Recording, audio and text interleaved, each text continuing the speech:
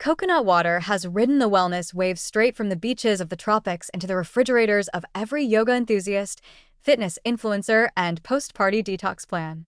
It's marketed as nature's perfect hydration drink, light, slightly sweet, full of electrolytes, and far less artificial than its neon-colored sports drink cousins.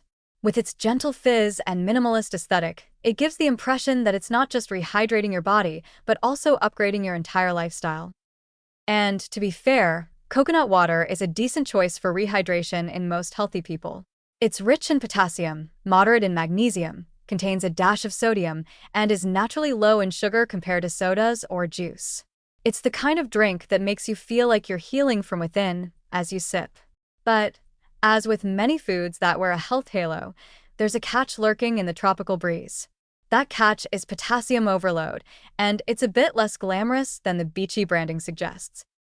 Coconut water contains significantly more potassium than typical electrolyte drinks, sometimes more than a banana in just one cup. That's great if you're dripping with sweat after a hot workout and need to replenish quickly.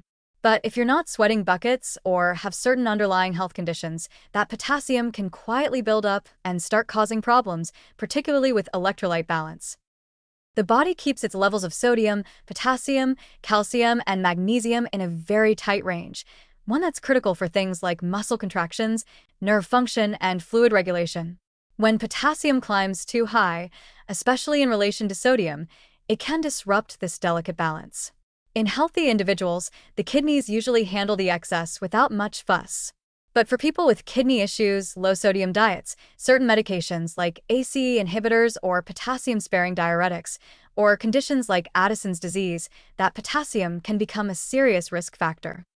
Too much potassium in the blood, a condition known as hyperkalemia, can lead to symptoms ranging from fatigue and muscle weakness to dangerous heart rhythm abnormalities. In extreme cases, it can be life-threatening, and you probably won't see it coming from a humble glass of coconut water. It's one of those nutrient overloads that sneaks in with the best intentions, like a health-conscious Trojan horse.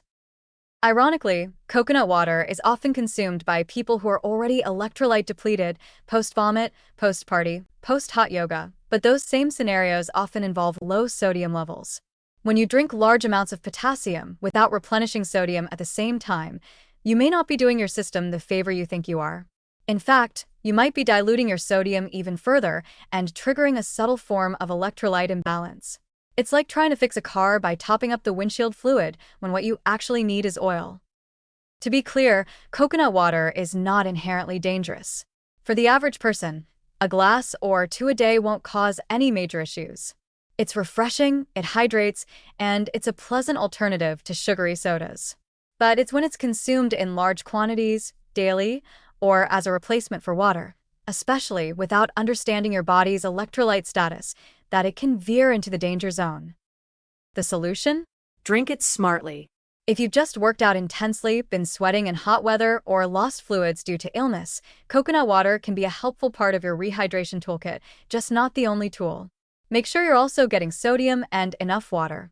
And if you have kidney disease or are on medications that affect electrolyte levels, talk to a healthcare provider before making it your go-to drink. Coconut water is not a one-size-fits-all hydration miracle, despite the marketing. So, yes, sip your coconut water. Enjoy the tropical vibes. Let it be your occasional hydration buddy. Just don't confuse its natural glow with invincibility. Because even a palm tree has its limits, and so does your potassium tolerance.